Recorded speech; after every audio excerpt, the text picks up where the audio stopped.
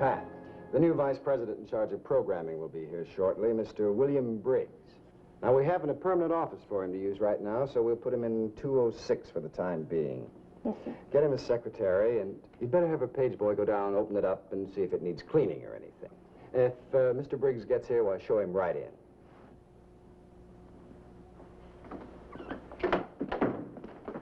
Oh, hi, Pat. I brought something for you. Well, thank you, Mickey. Oh, by the way, the new vice president, Mr. Briggs, is arriving today. Where are they going to find room for another vice president around here? They're making room. Mr. Lawford was transferred east, and Mr. Briggs is now in charge of programming. No kidding. Gosh, maybe this is my day. Maybe Mr. Briggs will be open to some changes and some new ideas. Now, Mickey, you're not going to pester him the way you did Mr. Lawford. Pat, don't you realize this may be my big chance to become an announcer? Mr. Lawford didn't think I have any talent, but Briggs might at least be on the ball. Well, restrain yourself, Mickey. Give him a chance to hang up his hat. You know what they need around here, Pat, is a new, young, fresh, dynamic sportscaster. Yes. And, friends, they're standing at the gate, and in just a moment they'll be away. Look out, Crackerjack. Crackerjack is standing there like the gentleman that he is. And on the far outside, Bo-Bunny. Look out, Bo-Bunny, look out. It's not time to go yet. And in just a moment, they'll be going around, and they're away. And that Crackerjack on the ring got away far from the outside. Comes Bo-Bunny. Run along with him, and down that backside, stealing away. Here by 2 legs is Crackerjack, out in front by 3 legs. And Bo-Bunny on the outside says, I'll run with you. Crackerjack, they've got some 3/16 of a mile to come. And it's still Crackerjack far out in front. And on the outside, coming fast, is Mr. Brown, who is the... I hope I finish in the money. Won't you have some soda pop? I hate to drag you away from your sportcast, Mr. Coram. No, that wasn't Mr. Coram. That was supposed to be Clem McCarthy. Pat, did you tell Mr. McCarthy to get room 206 ready for Mr. Briggs? Well, I was going to, but before I knew it, we were off to the races. Well, I'll take care of it right away, sir.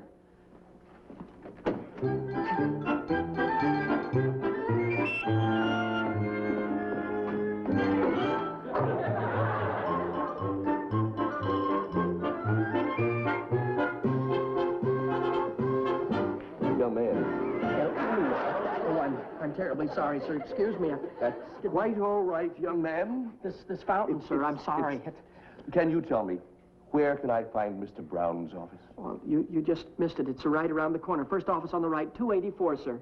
Thank you. Yes, I'm sorry again. You know, this. You should have seen it before we had it fixed.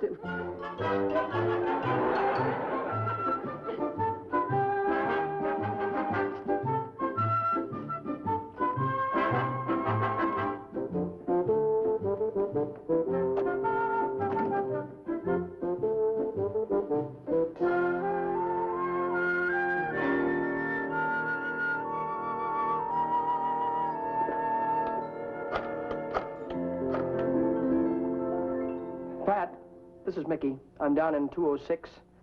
Pat, it's not very clean and it needs some tidying up. Can you send a janitor down here right away? Do me a favor. The new vice president just arrived. He's in with Mr. Brown now. He'll be going down to his office right away.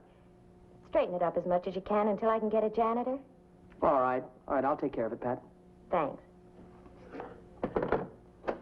By the way, Brown, you have a page here by the name of Mulligan? Yes, Mickey Mulligan. That's him. Just before I left New York, Lawford mentioned him. Really? Yes, he made kind of a strange statement. He said, beware of Mulligan. I wonder what he meant by that. Oh, Pat, would you please show Mr. Briggs down to his office? Well, I'll find my way. After all, I have to get to know my way around sooner or later. Well, all right. Do you have the key to 206? Here it is. There you are. Thank you. Oh, that's a beautiful keychain. Yes, isn't it? Mrs. Briggs gave it to me for my birthday. She has excellent taste. Thank you. We'll have a permanent office for you, first of the week. I'll be fine. Miss Harding, it seems your boyfriend's fame has spread all the way to New York. Mulligan versus Briggs. I wonder how it'll turn out.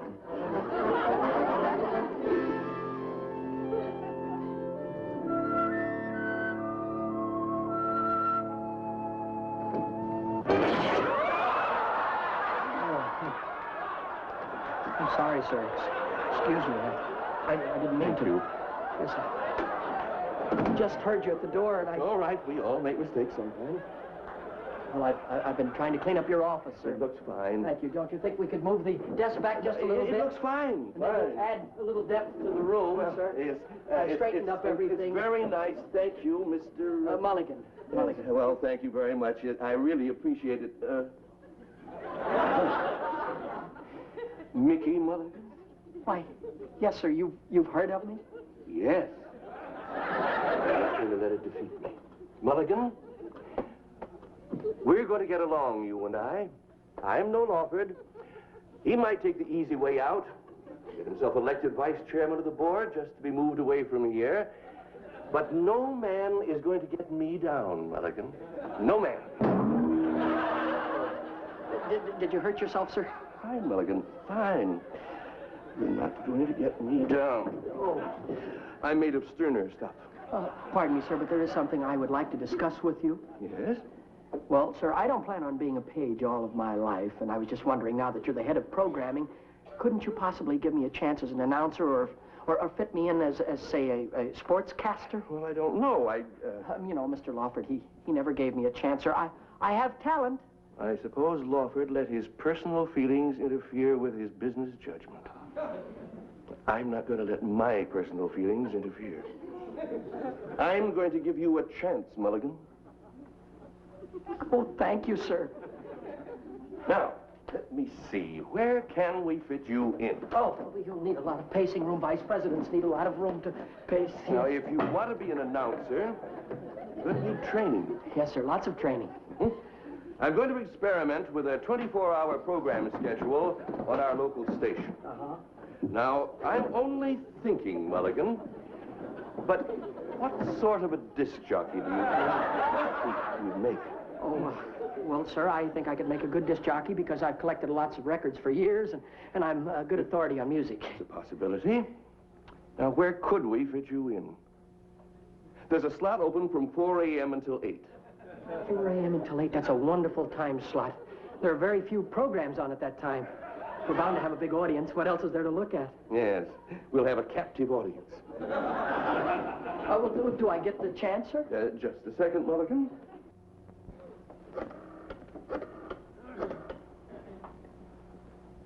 Miss Evans? Briggs in programming. How are we coming along with the auditions for that 4 a.m. to 8 slot? You're not serious. 23 of them turned it down, but I only called 22. Oh, you don't want it either. Mulligan, I'm going to take a gamble with you. You mean that I have the job, sir? You take over tomorrow night.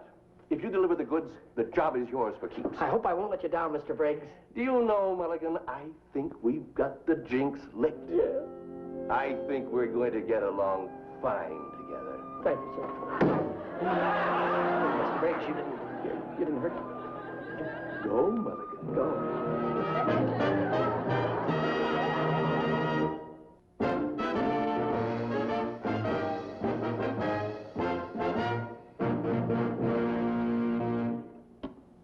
Anyone know who that is? Mr. Eugene Ormandy and the Boston Symphony Orchestra, bringing you the third movement of The Creep.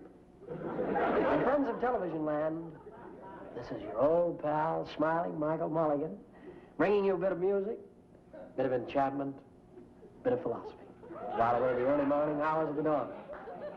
So sit back, friends, in your easy chair, take off your shoes, relax, with your old friend, smiling Michael Mulligan.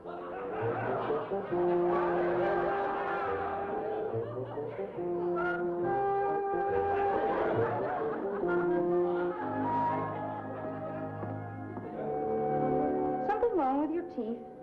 Oh, ladies and gentlemen, look who just dropped into our studio. None other than that famous star of the musical comedy world, the glamorous Miss Nell Mulligan. Miss Mulligan, tell us, we know that you have a very busy schedule. We want to thank you so much for dropping in to chat with us. What have you been doing lately? Well, I just returned from an extended tour of the kitchen. The pot roast was a huge success, and they held me over to wash the dishes. Yes, I caught your dinner show. It was a huge success. Now, tell us, Miss Mulligan, what do you plan on doing in the future? Well, tomorrow I'm opening in a new vehicle entitled 6 Hours in the Laundry Room, starring your dirty shirts. Well, you're pretty cute. Tell me, do you think I'll make it? Nell Mulligan's son. Of course you'll make it. I hope so. Oh, what smile do you think I wear best? The aloof smile? Or a little more casual? Or should I give them both barrels right away? Well, what's wrong with your natural smile, dear? I forgot how it went. When I was on the stage, I learned that the best way to put yourself across to the audience is just to be yourself. Yeah, you're right. Gee, everybody's been so nice to me. Bill loaned me this recording machine from the transcription department. I'll cut a record of my voice in a minute and let you hear how it sounds, huh? With your personality, it has to sound good. And now, ladies and gentlemen, we present a request record by Miss Pat Hardy, who requests the number for her dreamboat, Mr. Mickey Mulligan.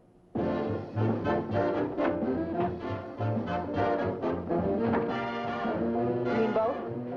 Hello, Nell. Oh, hello, dear. Ladies and gentlemen, into our studio has come somebody we rarely have a chance to interview, Mr. Crime Fighter himself.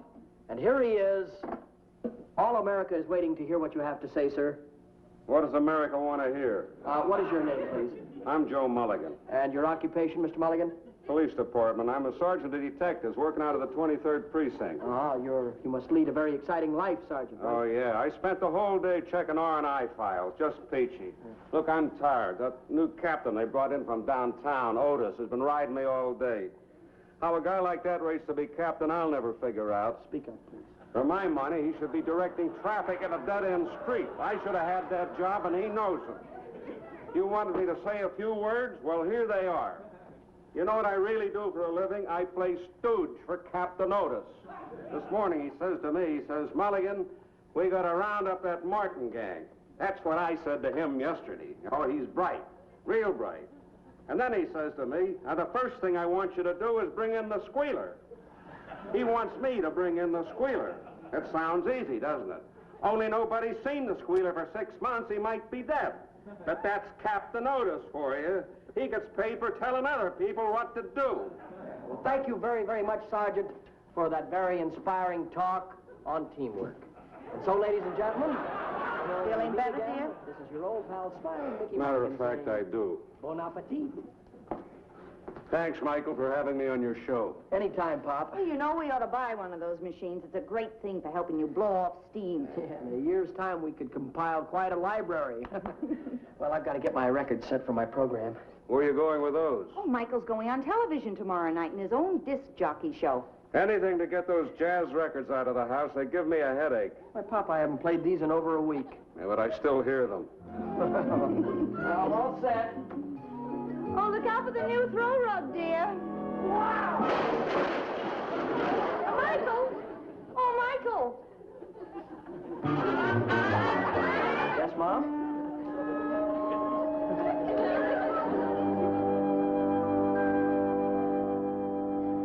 Now we switch you from the pre-dawn movie to a new show, Insomnia Incorporated, starring that eager, wide-awake disc jockey, Michael Mulligan.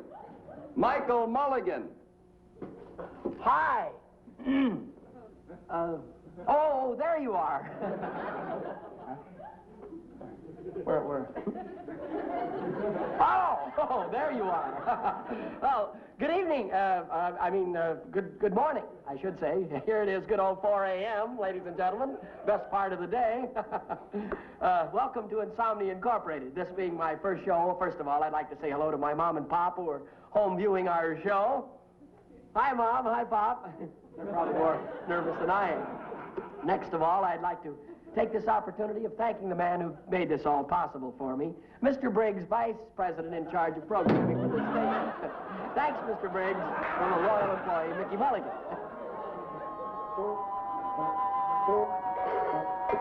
Hi, friends. This is Mickey Mulligan, still going strong here, whiling away the early morning of the hours, early hours of the morning. Just you and I together. The time is just flying by. It's now 5:30. Well, we sincerely hope you're enjoying our program. I also hope that you're enjoying the records that I've been playing for you. Yes, they're all my personal collection. Yes, and next we're going to have a selection that was recorded way back in 1951 called Tiger Rag, with Louis Armstrong on the harp and Dizzy Gillespie on glockenspiel, and the Champagne Bubble solo will be by Lawrence Welk.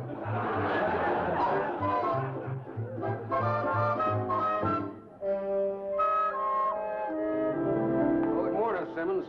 Mulligan, what are you doing here so early? My son Michael's on television, and I want Captain Otis to see him. Then he'll know us Mulligans are going places.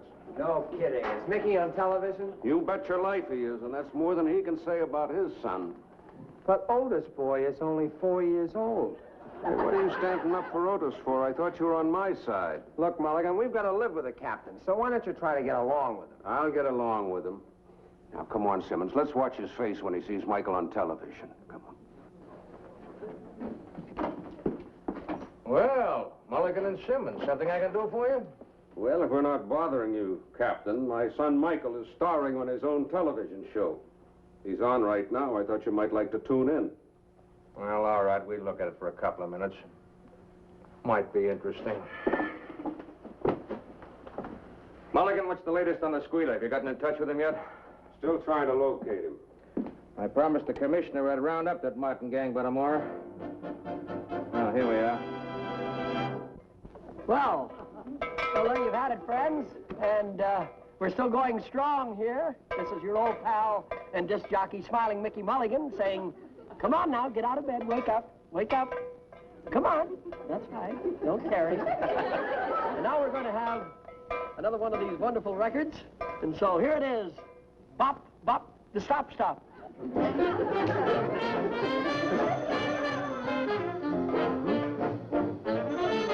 Oh? Hello, Mickey Mulligan. The record I'm now playing? Just a moment, man.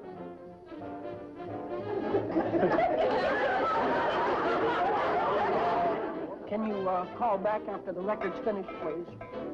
Thank you. Oh, he's great, isn't he?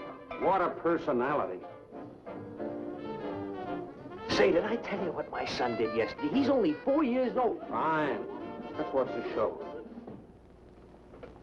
Well, folks, I think we've played about all these records. I'll have to look for some new ones. Well, I think we've seen enough. Let's get back to work. Oh, leave it on. It'll be over in just a few minutes. Here's one here with no label on it. Be lots of fun to play. Let's just put it on. Let's see what we got. Ladies and gentlemen, into our studio has come somebody we rarely have a chance to interview. All America is waiting to hear what you have to say, sir. What does America want to hear? What is your name, please? I'm Joe Mulligan. And your occupation, Mr. Mulligan? Police department. I'm a sergeant of detectives working out of the 23rd precinct. Well, we've heard enough. Let's get to work. Oh, yeah. I Leave it on. Checking R&I files. Just peachy. Look, I'm tired. That new captain they brought in from downtown, Otis, has been riding me all day. How a guy like that raised to be captain, I'll never figure out. For my money, he should be directing traffic in a dead-end street. I should have had that job, and he knows it. You wanted me to say a few words? Well, here they are. You know what I really do for a living? I play stooge for Captain Otis. This morning he says to me, he says, Mulligan, we got to round up that Martin gang. That's what I said to him yesterday. Oh, he's bright, real bright. And then he says to me, now the first thing I want you to do is bring in the squealer. He wants me to bring in the squealer. That sounds easy, doesn't it? Only nobody's seen the squealer for 6 months. He might be dead. But that's Captain Otis for you. He gets paid for telling other people what to do. Well, thank you very, very much, Sergeant, for that very inspiring talk on teamwork. And so, ladies and gentlemen, until we meet again, this is your old pal, Smiling Mickey Mulligan, saying... thank you, Sergeant Mulligan. Thank you for that very informative talk. Ladies and gentlemen, the opinions just expressed are not necessarily those of the station, this announcer, or his father. Evidently, Mulligan, you're not very happy here. Maybe what you need is Hold a on, change friend. of We'll have some more climate. records to play for you in just a moment. Now, we could assign you to, was recorded in Africa. checking during parking the meters. Boer War. In Azusa. Well, Captain Otis is listening in, and I hope he isn't.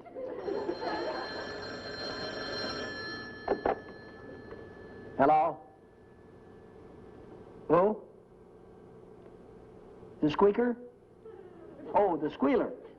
You hear that, Captain? It's a squealer. Yes, sir? Yes, I'll try and get that for you. Thank you, sir, for calling. Ladies and gentlemen, we've just had a call from somebody who calls himself the Squealer. We've had a request record to be played for Sergeant Joe Mulligan. It is the squealer. He wants to contact me. Mulligan, will you keep quiet? Ladies and gentlemen, the number that the Squealer requested was the Darktown Strutters Ball, but we don't seem to have it around on any of these recordings. So, well, Mickey Mulligan, he never lets you down, you know. I'm going to play it for you myself and sing it at the piano for you. So if you'll just stand by and...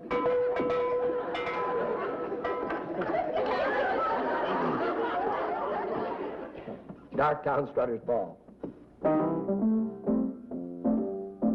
I'll be down to get you in a taxi, honey.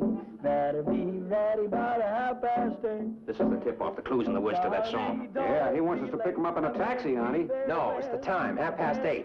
That's just 35 minutes from now. Don't forget my honey, 2 steps. We're gonna have 'em all. I'm gonna Be there when the band starts playing. Bam! Bam! You must be talking about the Martin Gang. What was the next line? I don't know. Wait a minute. I'll be down to get you in a taxi, honey. Better be ready about 8:30. Now, honey, don't be late. I'm gonna be there when the band starts playing. Band starts.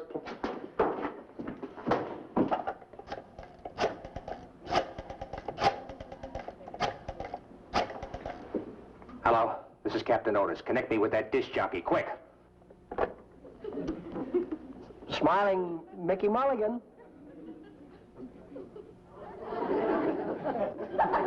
Yes, Captain Otis. Yes, sir? Play that song again. When you get to the second part, slow down so we can get every word. And keep singing till I tell you to stop. Right away. Wilco.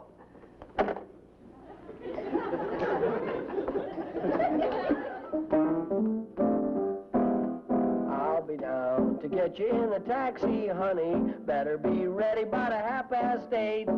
Now, honey, don't be late. I'm gonna be there when the band starts playing. Don't forget when we get there, honey. 2 steps.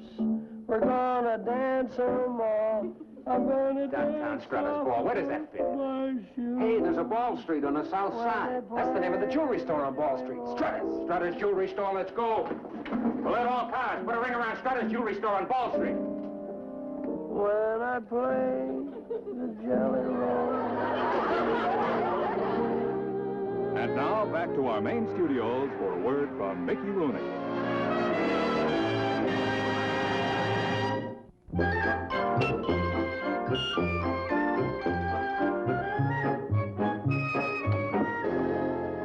Oh, here you are, Mulligan. I just want you to know that our entire organization is proud of the part you played in helping the police round up the Martin Gang. Thank you, sir. I'm sorry that we can't go forward with our original plans, but the world just isn't ready for a 4 a.m. disc jockey show. Oh, I don't think I'm ready either, sir. Nevertheless, there'll always be a place for you on our staff. Your job as page boy is waiting for you. As a matter of fact, you go on duty in about 8 minutes.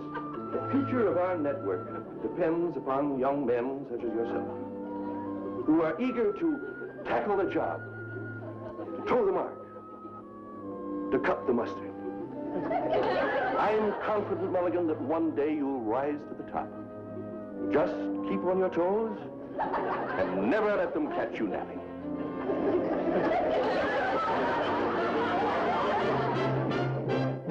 Mickey Rooney will be back in just a moment. Say, I'll buy that, and I hope you folks will, too. That was the good word from the folks that'll bring you our show next week. I hope you'll be watching then, friends. Until then, good night, folks.